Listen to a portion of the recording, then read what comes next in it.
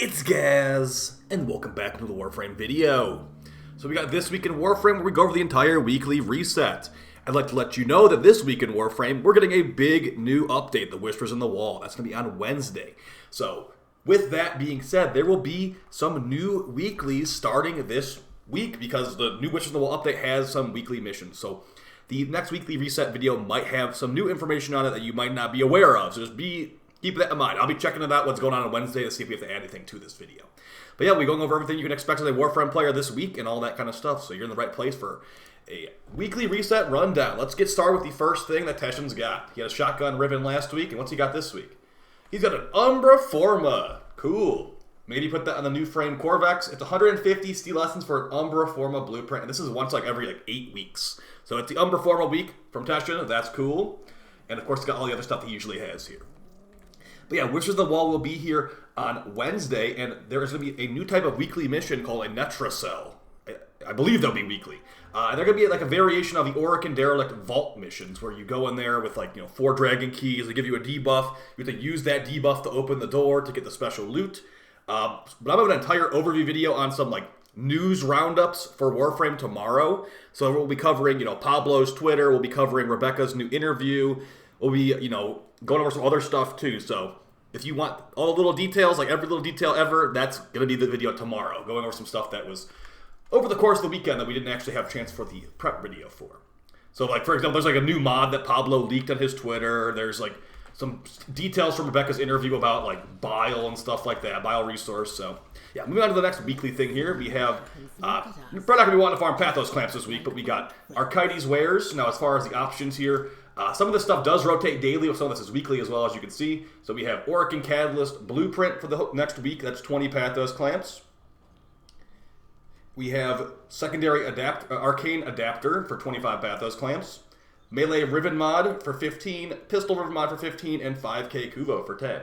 So as far as what is worth getting, maybe get this Auric and Catalyst. It's technically only 20 plat for 20 Pathos Clamps, but hey, maybe you just really don't like trading or something. There you go, you can get that right there. Alright, let's go over the weekly stuff such as Archon Hunts and Incarnons, and of course the Circuit, then we can talk about what might be changing next week. So with those new Netracell missions, I'm expecting there to be a new type of loot that drops from there. Will it be a weekly lockout? Probably. Will it be tradable? We don't know. We'll know about all of this on Wednesday. I'll be doing a patch note video overview as well. I'm also going to be getting the Catabalist augment tonight too, so I'll be doing a Catabalist build video on Tuesday, the day before the big update, guys. All right, moving on to the weekly stuff here. Actually, before we go over the circuit, I just want to remind everyone that DE is supposed to have told us what this resurgence is supposed to be. We're supposed to know this two weeks out of it. Now we're 10 days, 18 hours away. We don't know. So, did DE forget? I think they forgot to actually update that stuff, because I thought it was automatic before, but apparently not. Okay, moving on to the circuit stuff. Let's go over our normal path circuit, see what frames you can get. Hopefully you guys got Korra last week. And we have Garuda normal, Baruch normal, and Hildren normal. These are all 3 of the Fortuna frames, funny enough. So we've got Fortuna bounties for Garuda. We've got rep for Vox Solaris for Baruch. And we've also got rep for Vox Solaris for Hildren, I think, too. But she does require those blue toroids to build. So for whatever one, I'd say whatever one you don't have and you want the Helminth of. Hildren definitely has the best Helminth out of these 3. But also, you are gonna have to farm some Fortuna resource to get those last Hildren parts built. So whatever one you need for mastery, basically, none of this stuff is really a must run, but the pillage ability for Hildren is very nice for Helminth, so probably go for that one. And Blazing Pillage is quite a nice augment mod for when you level up. That's what I got for leveling her up. So yeah, those choices are really up to you guys. None of them are the hardest frame in the game to farm, but none of them are also super straightforward to farm. Mostly, Garuda's probably the easiest one to get. Going over your Steel Path Incarnons this week, we're on the final week, or rather week 7 or whatever it is, with the Dread Stalker weapons, basically. Reminder, if you have rank 9 Opportunity Intrinsic, you can get this stuff as extra options for your circuit. Steel Path, that is. But going over what all of these do, we have the Xylock Incarnon. There is now a Xylock Prime. And this thing, basically, Incarnon shot is going to become an exploding fire blast.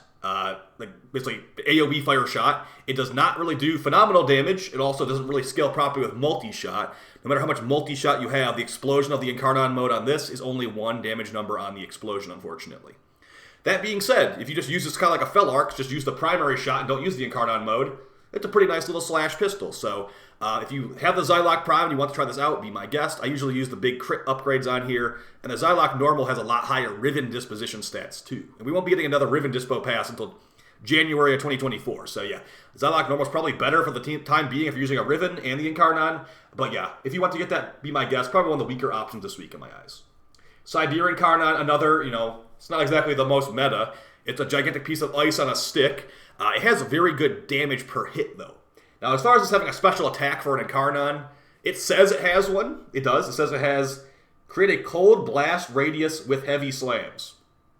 I don't ever notice this. This does have a special attack, I have never noticed it. Just mainly focus on this thing being a hard-hitting hammer. So we have a big crit chance increase on the final tier.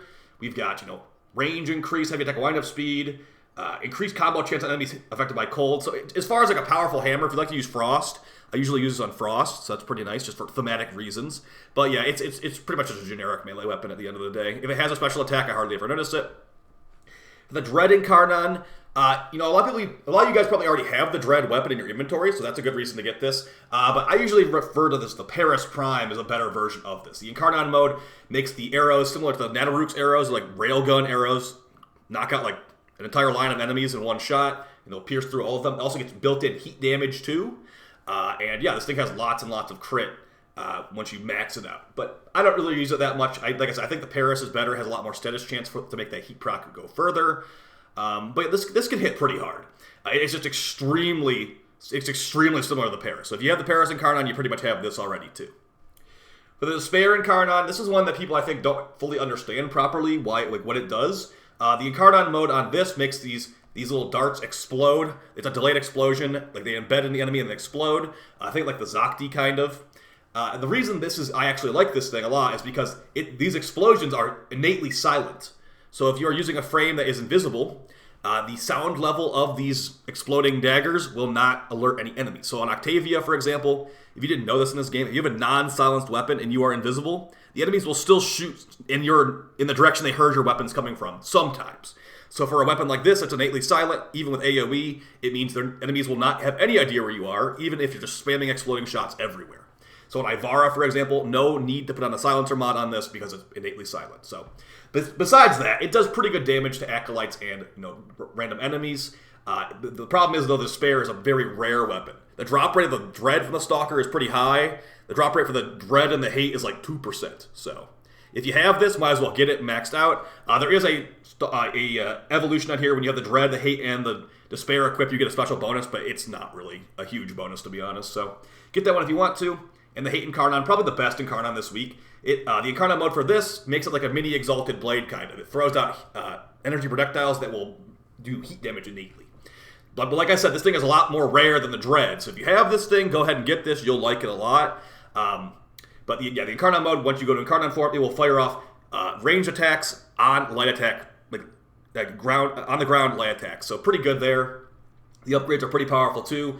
Increased combo count chance, increased range or combo duration or heavy attack wind-up speed, and also, crit or status. This thing is really powerful. I'd recommend it. But as far as my overall recommendations this week, this is just to keep in mind that if you have everything available this week and you have none of these Incarnons already, Hate Incarnon, and then really whatever else you want to go for after that. They are all they're middle of the road Incarnons for the most part. But if I was to make these decisions again, I'd probably just go Despair and Hate, just because they're the most rare, they're very cool, and if I didn't have them, I'd want to get them. So if you don't have these weapons, the easiest ones to get are probably the Dread and the Zylok, I guess, or the Dread and the Sibir. Although the Sibir takes a lot of cryonic. So really, guys, whatever one you have, go for it. They're all middling tier. Moving on to your Archon Hunt and your Call mission and your Nightwave reset. Let's see what we got. Reminder too, since we have Whispers coming out on Wednesday, your Invigorations might actually matter because we don't know what we're going to be dealing with there. Shipper has a Crimson Archon Shard. Also a reminder, this will be able to be turned into purple shards and orange shards with the new update as well. So make sure you got plenty of shards sitting around if you have not been doing this kind of stuff at all. For Call mission, I got Prison Break, my favorite mission of all time. And the challenges are Deathless, complete without dying. Completed in 15 minutes. Oh my gosh. Destroy 5 sentient immune nodes of the command mode. I think that's actually essential to doing the mission normally. Kill 3 enemies with melee.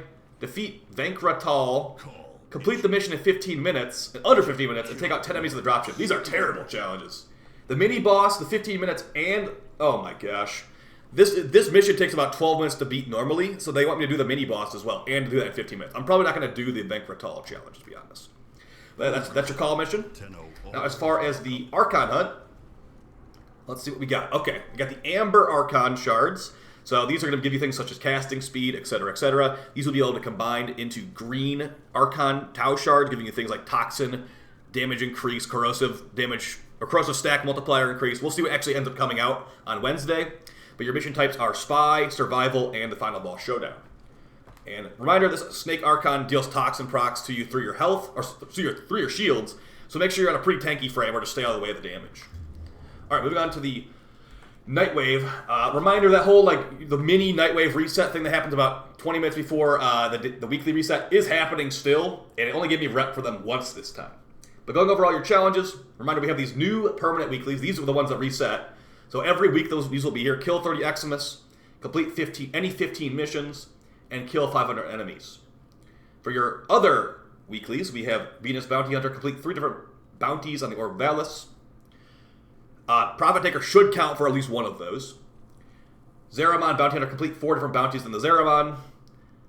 Archon Hunter is your first Elite Weekly, complete an Archon Hunt. If you don't have this unlocked yet, do the Veilbreaker quest after the new war, and you'll get access to this. And for the final one, oh, they really make me work for that Catabalist augment, huh? Day Trader, win 3 wagers in a row without letting the enemy score in one match of the index. Ugh, I don't like doing that one. It's not hard to do, it's just annoying. I usually bring a frame like Korra, Mesa, Revenant. It's not too, just have one of your teammates camping your goalpost, basically, and the enemy should be able to score on you. For your cred offerings of the week, they've reorganized it to make me feel better, thank you, DE. Our evergreen stuff at the top is Auric and Catalyst, Vauban parts, Nightane, Kuva, and some helmets down here. We got my favorite Anaros helmet, the Naros Anubis helmet. It's literally called Anubis. We have just a bunch of helmets. If you like any of this stuff, go ahead and pick it up. Citrine Kaith helmet, if you don't have that yet. As far as our Aura mods, we got 5 Aura mods. We got Holster Amp, Energy Siphon, Sprint Boost, Physique, and Steel Charge. Actually, quite a few of these are good this week. Make sure you have Steel Charge if you haven't gotten it already. Energy Siphon, Sprint Boost, and Holster Amp are also pretty good. But yeah, the one you want the most is Steel Charge because it gives you a ton of extra mod capacity. Physique is definitely more of a new player kind of situation here. Let's see if we have any new... Okay, so looks like they didn't add any augment mods from the previous Nightwave seasons this week. That's too bad. We do have the Saturn 6 scene, capture a scene for 45 Nora creds. For Mastery Fighter, we got the Dark Sword normal, and we got the Pangolin Sword. And then we got Shrapnel rounds for the Merlock, Rumbled for Atlas, Power of 3 for Ivara, and Recharge Barrier for Volt. It looks like no Nightwave augment mods from previous seasons this week, even though there was 2 of them last week. Alright, that's basically it for your weekly reset. Let's go look at those Invigorations, and I'm really hoping that something is extremely OP back here, because I'm looking to just completely destroy the new tile set. Okay, I'm liking what I'm seeing already, these frame choices. We got a Sevagoth Invigoration, we got a Mirage Invigoration, and we got a Kalervo Invigoration. I do have my override available, so this could be pretty juicy if they're actually good stats. So let's start with Mirage. Alright, right off the bat, a good one for Mirage. 100% increased ability duration and 25 heal rate. Heal rate doesn't really do anything Mirage because their health pool is so low, but increased ability duration, that lets me sacrifice duration on some of my mod slots for a ton of extra stats. So that would be great. If Mirage is meta in the slightest for this new tile set, I will be using her with this Invigoration. We're going to go over the Sevagoth. Okay, a less exciting one for Sevagoth. You get 250% secondary damage and 75% parkour velocity. Hey, you know what? The Epitaph is very strong with Sevagoth, so that could be nasty on the Epitaph if I was with the Sevagoth, like a headshot build or something. So decent there. I've seen worse for sure. And the final one for Kalervo. Oh yeah, we got ability range and energy rate. I haven't had a good Invigoration for months, and here we go. Okay, so this will be great. If there's anything involving breaking boxes and containers on the Whispers tile set, this will be great for Zaku. This will be great for whatever. Whatever I'm going to need this for, I will be definitely using this one over this one, because I'll have built-in energy regen and 100% increased ability range. Maybe Corvex with crazy range could be good, so I'm definitely happy about these. So I'll see you guys on stream very soon. We'll be doing these weekly reset stuff. Look out for next week. Next week, I might have to include the Netra Cells weekly reset in this too, in case it is something that varies week to week. By the way, guys, I appreciate all the support, and I'll see you with the stream tonight, and I'll see you with a video tomorrow going over the news roundup and the Catalyst Augment on Tuesday, guys. Appreciate all support, and I'll see you next time. Peace.